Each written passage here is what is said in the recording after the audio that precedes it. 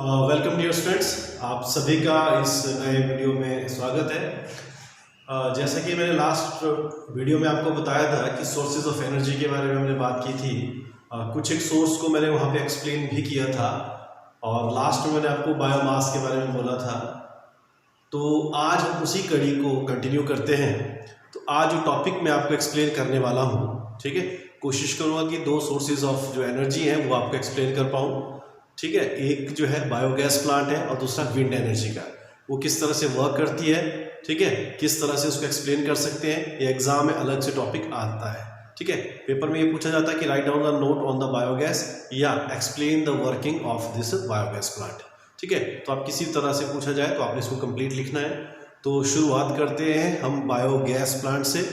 Biogas क्या होती है?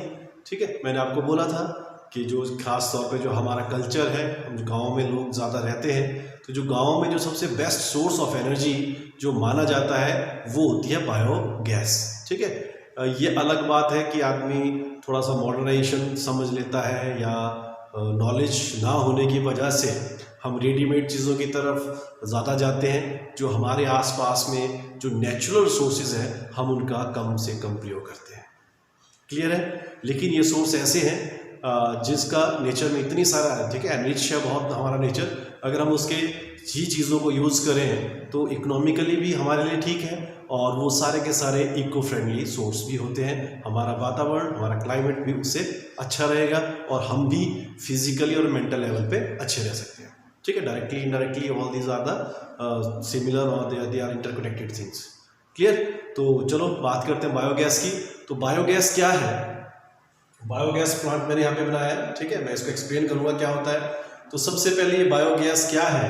ठीक है, बायोगैस में इसमें क्या होता है, एनारोबिक डिग्रेडेशन होती है। ठीक है, एनारोबिक डिग्रेडेशन होती है। एनारोबिक डिग्रेडेशन में क्या होता है कि एक फिनोमेना होता है, कंटिन्यूस फिनोमेना होता है, जिसमें कि जो माइक्रो ऑर्गेनिजम्स हैं, ठीक है, वो जो दूसरे बायोडिग्रेडेबल मटेरियल्स होते हैं उसको डिकम्पोज करेगा, उसको तोड़ते हैं।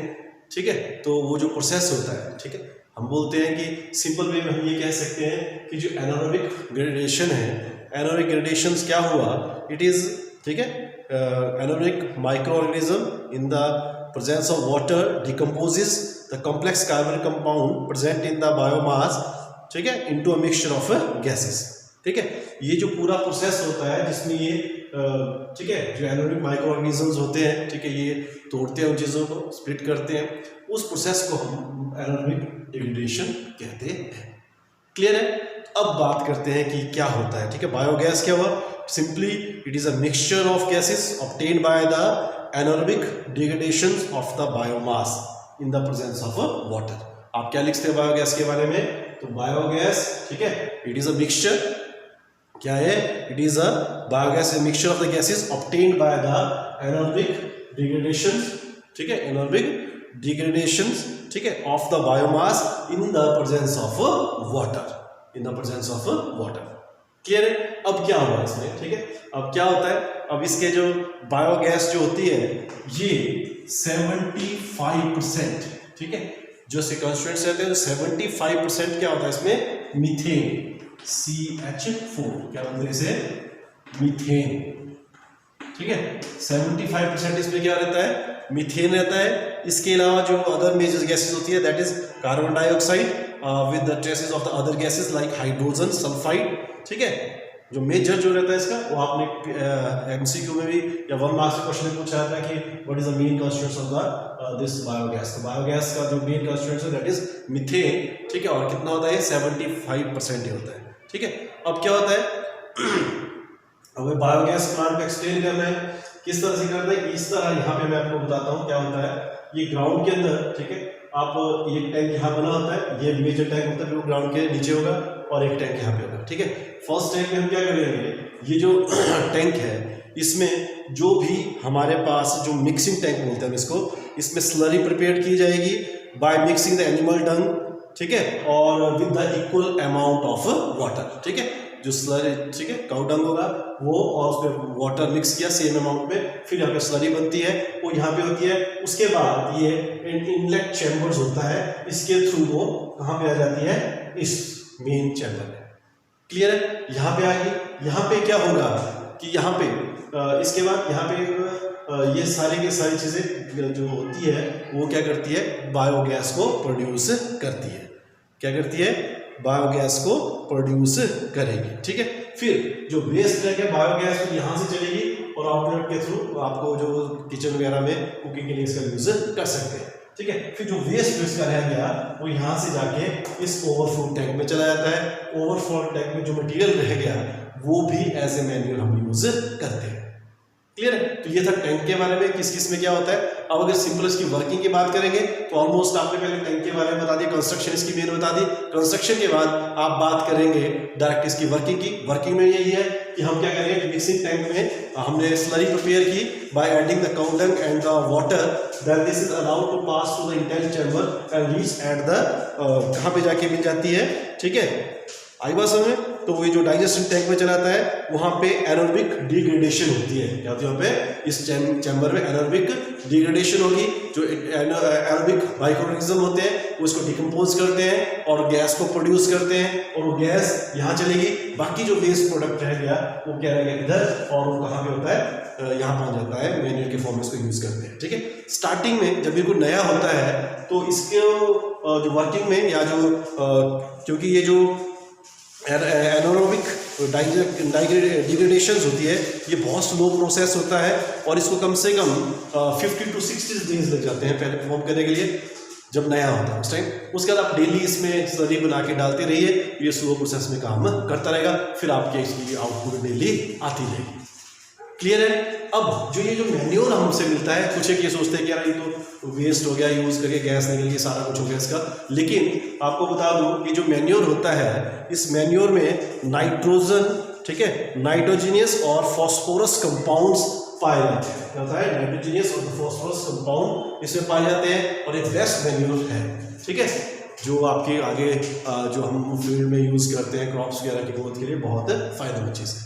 ठीक है, तो ये था सारा का सारा बायोगैस प्लांट। ठीक है, अब इसके फायदे बताते हैं, what are its advantages. Advantage, सबसे बड़ा एडवांटेज तो इसका यही है, क्या एडवांटेज है कि ये लॉन्गर लाइफ का होता है, it requires very less maintenance, it's calorific value is very high और इट इज़ वेरी चीप। ठीक है, और गांव में ये चीज़ें बिल्कुल फ्री ही समझ सकते हो, एक बार टैंक बनाने का ये लगेगा, बाकी का बाकी सारी की सारी चीज़ें इसकी फ्री रहती है। ठीक है, ये और क्या बोलते हैं, ठीक है, कोई रेजिड्यू नहीं इसका नहीं होता, इसको बर्न करने के बाद कोई स्मोक प्रोड्यूस नहीं होती है, स्मोकलेस होता है, इको फ्रेंडली है, एनवायरनमेंट फ्रेंडली है। ठीक है, और ये सबसे सस्ता सोर्स है एनर्जी का। क्लियर है? इसके हम पहले हम सिंपल इसको यूज़ कर सकते थे। ठीक है, हम इसका यूज़ लार्ज स्केल में अगर ज़्यादा इसमें करना है तो हम इसके मतलब एक अच्छे मैन्योर प्रोडक्शन के रूप में भी इसका यूज़ कर सकते हैं, साथ में इसे इलेक्ट्रिसिटी भी जनरेट की जा सकती है। क्लियर है? तो ये थे बायोगैस के फायदे। हाँ, तो अब हम बात करते हैं दिस विंड एनर्जी की। ठीक है, विंड एनर्जी में क्या होता है, सिंपल सा फैन की तरह इसमें ब्लेड्स लगी होती है। ठीक है, ये रोटेट करते हैं और रोटेट करने के साथ जो इसमें रॉड लगी होती है, ठीक है, इसको हम इस तरह से जोड़ते हैं कि आगे इसको, ठीक है, रोटेट करके जो इसकी काइनेटिक एनर्जी है उसको इसको मैकेनिकल एनर्जी में प्रोड्यूस करते हैं। तो इसका यूज़ जैसे पहले तो हम वो जो होता है अंडरग्राउंड वाटर उसको निकालने के लिए करते थे। ठीक है, या होते हैं हम अपने उसको, ठीक है, कोई चीज़ का जैसे हमारे घराट वगैरह यूज़ होते हैं, ठीक है, उसमें यूज़ करते थे। ठीक है, तो for the grinding of the cereals उसके लिए यूज़ करते थे। इसके अलावा मॉडर्न इसमें हम इसे इलेक्ट्रिसिटी भी प्रोड्यूस कर सकते हैं। ठीक है, तो ये भी एक सोर्स है इलेक्ट्रिसिटी को प्रोड्यूस करने का। ठीक है, लेकिन अब एक सिंपल एक विंड, ठीक है, एक विंड मिल से ये पॉसिबल नहीं है कि इलेक्ट्रिसिटी जनरेट की जाए, इसलिए हमने वहाँ पे बहुत सारी इस तरह की विंड मिल्स लगती हैं। ठीक है, उसको जो पूरा जहाँ पे बहुत सारे रीजन पे बहुत सारे ये लगते हैं विंड लगती है, उसको क्या बोलते हैं हम उसका विंड एनर्जी फार्म। क्या बोलते हैं उसको हम उसको विंड एनर्जी फार्म। ठीक है, विंड एनर्जी फार्म में कहते हैं इस तरह के बहुत सारे लगे होंगे विंड। ठीक है, समझ लो ना क्या हुआ, ये एक फैन की तरह का होता है। ठीक है, सॉलिड इसमें होता है, एयर की वजह से ये फैन जो होते हैं क्या करते हैं, प्रेशर बीच में क्रिएट करते हैं, रोटेट करते हैं, और रोटेट करने के बाद जो काइनेटिक एनर्जी तो उसको मैकेनिकल एनर्जी प्रोड्यूस होती है। फिर इसकी फंक्शनिंग जहाँ पे आप इसको यूज़ करते हो उस तरह से इसको यूज़ कर सकते हैं। ठीक है, ग्राइंडिंग ऑफ सीरियल्स कर सकते हो आप, इसका अंडरग्राउंड वाटर को निकालने के लिए यूज़ कर सकते हो, इलेक्ट्रिसिटी प्रोड्यूस करने के लिए यूज़ कर सकते हो। क्लियर है। अब ये मैंने बोला कि इसको एक से काफ़ी नहीं होता है, आप इतनी ज़्यादा इलेक्ट्रिसिटी प्रोड्यूस नहीं कर सकते हो, तो आपको बहुत सारे इस तरह की विंड मिल्स लगानी पड़ती है। और जिस रीज़न पे हमको बहुत सारी विंड लगानी पड़ती है, विंड मिल्स लगानी पड़ती है, that is called wind farm. ठीक है, क्या बोलते हैं उसको?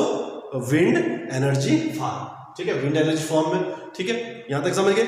अब इसका क्या होता है कि जो इलेक्ट्रिसिटी प्रोड्यूस कर सकते हैं, अब इसका सबसे बड़ा आसान तो यही है कि ये पॉल्यूशन फ्री है, ये फ्री कॉस्ट का है, ये ठीक है रिन्यूएबल सोर्स ऑफ एनर्जी है, फ्री में हवा चलती है। ठीक है, तो वो है। लेकिन इसकी डिमेरिट्स क्या है कि पूरी साल या हर रोज उतनी एयर नहीं चलती। ठीक है, एयर कोई प्रिडिक्टेबल नहीं है कि हम उसको प्रिडिक्ट करके एज्यूम कर लें कि यार ये चलेगी, इतनी फ्लो करेगी, इतना होगा। ये अनप्रिडिक्टेबल है। ठीक है, कभी भी एयर कम स्पीड का चल सकती है, ज़्यादा स्पीड चल सकती है, या हो सकता है कभी एयर चले ही ना।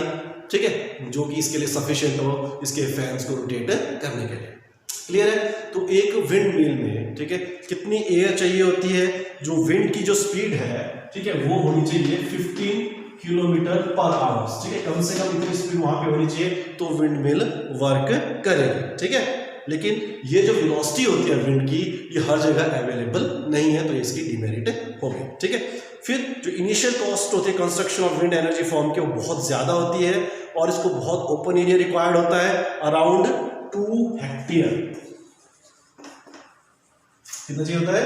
अराउंड 2 हेक्टेयर रीजन इसको रिक्वायर्ड होता है इसके लिए। ठीक है, और वो जो एनर्जी यूज करेगा प्रोड्यूस, वो 1 मेगावाट एनर्जी प्रोड्यूस करने के लिए 2 हेक्टेयर लैंड की हमको जरूरत पड़ती है। ठीक है, क्लियर है। जो हाई लेवल ऑफ मेंटेनेंस होती है इसके लिए ज़रूरत पड़ती है मेंटेनेंस के लिए, क्योंकि जो ब्लेड्स होते हैं, जो टावर्स होते हैं, वो सन के साथ एक्सपोज होते हैं, रेन के साथ होते हैं, एयर के साथ होते हैं, तो मेंटेनेंस बहुत ही कॉस्टली इसकी रहती है। ठीक है, जो विंड मिल प्रोडक्शन होता है इलेक्ट्रिसिटी का, ठीक है, जर्मनी इसमें नंबर 1 पे है और इंडिया हमारा जो रैंक है, ठीक है, जर्मनी सबसे ज़्यादा प्रोड्यूस करता है और इंडिया 5th पोजीशन पे है। इसका 5th रैंक है विंड एनर्जी की जनरेशन के लिए।